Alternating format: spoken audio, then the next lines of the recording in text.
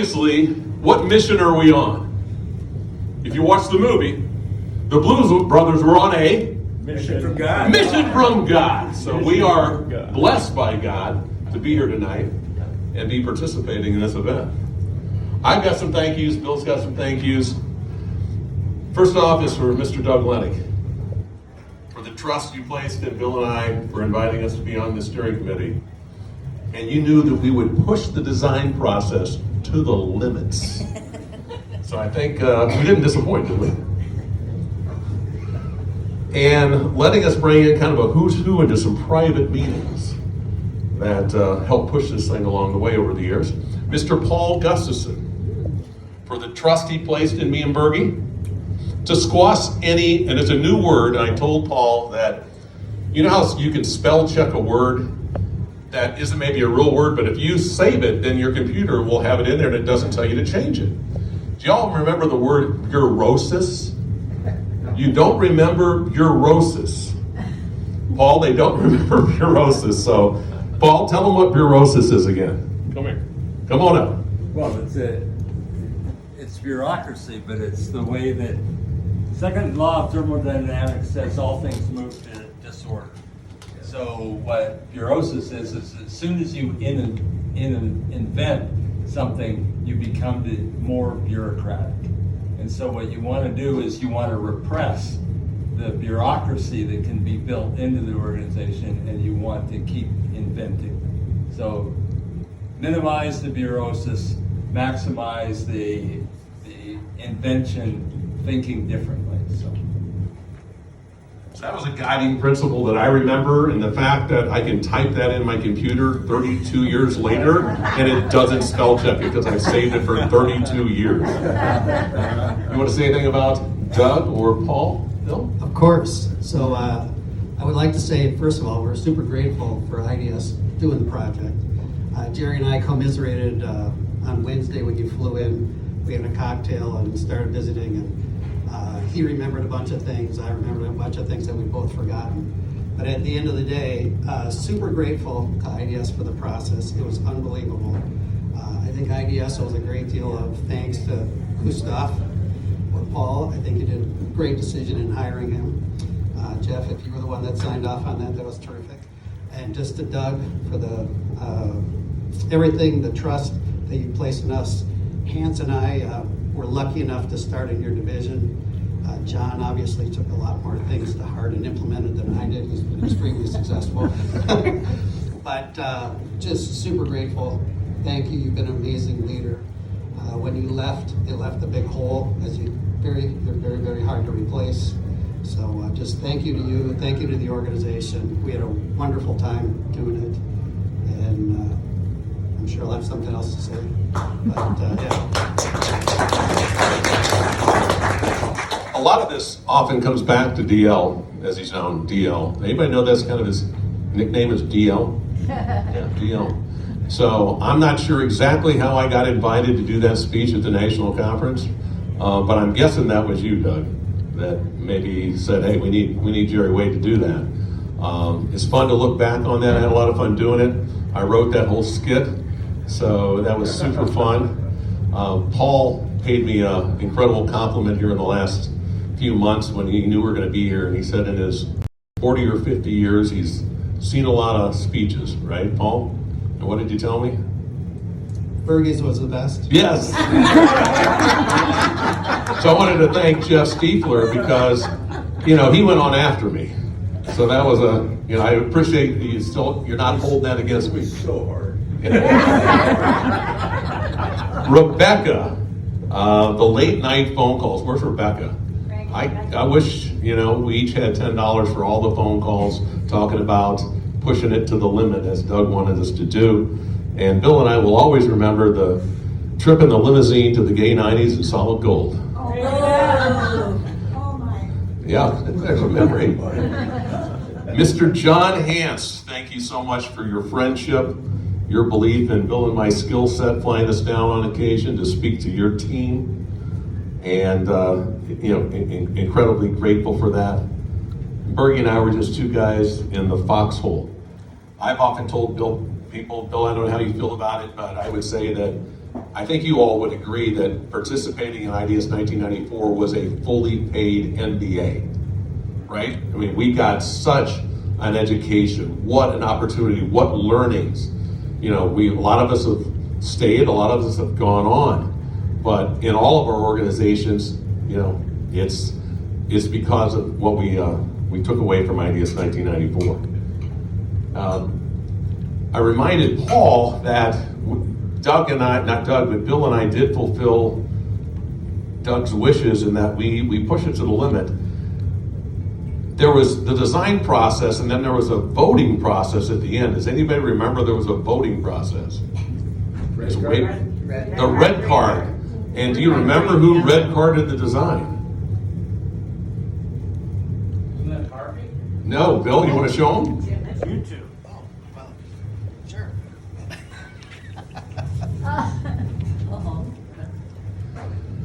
Here's the two red cards right here. We were the red cards.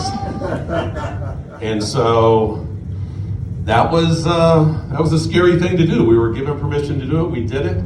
I remember that speech, and you said we didn't push it far enough. You do remember that. That was one of your claims as to why you red carded. You wanted us to take it a lot farther. And let me list those 5 things I wanted us to do that you ended up doing. And it wasn't too long. Name on the door. Said we need to do that. And it happened. It just didn't happen right then. Name on the door was Kumagai and Associates. And, you know, being able to name it. One of those secret meetings I had with Doug is I brought in folks from this little firm in San Francisco called Charles Schwab, who had this thing called the No-Load Mutual Fund Marketplace. It was pioneering. I said, we need that. So we snuck some Schwab folks in to talk to Doug, but it didn't end up in the design process then, but my understanding within a couple of years, that was rocking and rolling. Outside funds in the IDS Life products. We needed it. We needed it soon. That thing called OS2. Yeah, so, you know, we brought in this little company called Microsoft, had a thing called Windows, and said, this is what we need to look at, not OS2. We're pouring money down a drain, and eventually we quit pouring it down the drain. And buyers started independent broker-dealers, so if somebody wants to leave IDS, they can just go to this other firm. So eventually, that happened. So those were the kind of things that Bill and I said, you know, we need to push this thing a little bit further, and it didn't happen right then, but all those things happened, right? So kudos to all of you for making it happen. So for Bill and I, and probably John and some others, parting ways was a tough thing to do, but Paul had warned the organization when the project started. He said that approximately 50% of the participants in the project will have seen the promised land. The organization won't be able to turn the Titanic fast enough, and they'll want to go do it themselves. And so that's what I ended up doing. Bill did it, John did it, but we're all here, and somebody said it earlier, whether we stayed, whether we left, we're all incredibly blessed on what we learned to be able to go out and do Wave Financial Group, do Focus Financial, do HANTS. And I don't think any of us really could have done that without the opportunity that Mr. Lennox gave us and the confidence that Paul had. That was Kumagai that said that. That was Kumagai, yes. And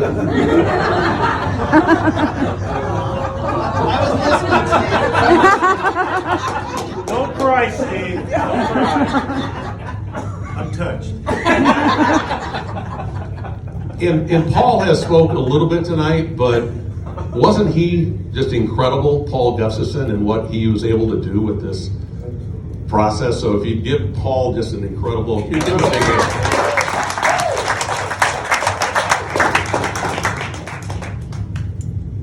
Bill, I've got a few more things to say, but you may as well. So what else do you got, baby? Go ahead, you're doing great. I want to pass along a tip. Has anybody seen the movie Land Grab? Anybody heard of the movie Land Grab? Yeah, so go on Amazon Prime. It's a highly rated movie. It's about Mr. John Hance and what he's done in the city of Detroit, saving and reclaiming light in the Detroit area. So, you know, renegades like Hans or Wade or Bergie, sometimes people, maybe back during the project, thought we were, are they in it for the team or are they in it for themselves? And we were in it for both, And if you watched Land Grab, if you ever thought that John Hans wasn't about everybody else, you will after this, because it's an incredible thing that John has done in the city of Detroit. Amazon Prime Land Grab. You got to watch it. Paul just watched it. Paul, what'd you think? I thought it was terrific. It did cost me $1.99.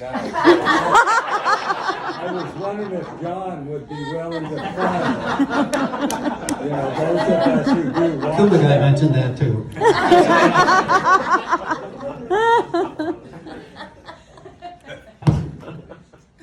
I guess I'm done.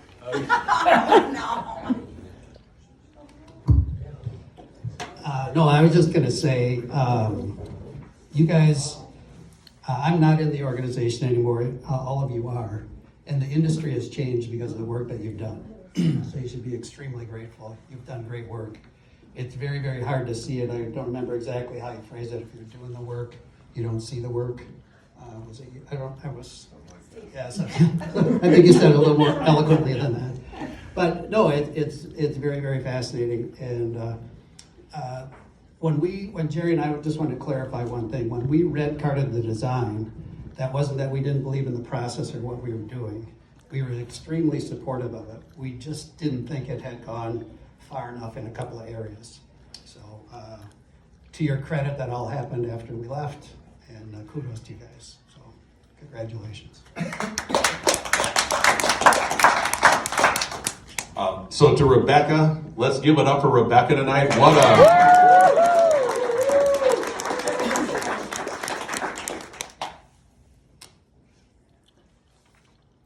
Experiential learning. So I'd like to have us do a little experiential here at the end.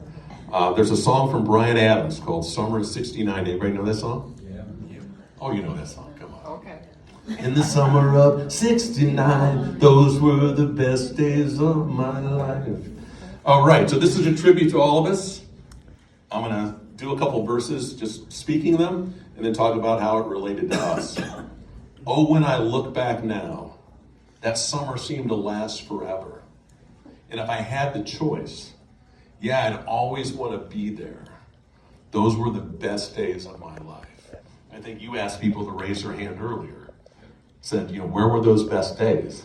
And you raised your hand and said, IDS 1994. So those sure were for many of us. Ain't no use in complaining when you got a job to do. I knew it was now or never. We were young and restless, right? We were young back then. We needed to unwind.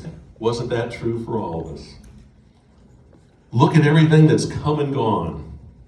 Sometimes when I play that sixth string, I think about you. We think about IDS 1994, don't we? That's why Steve said he wouldn't have missed it. I knew it was now or never.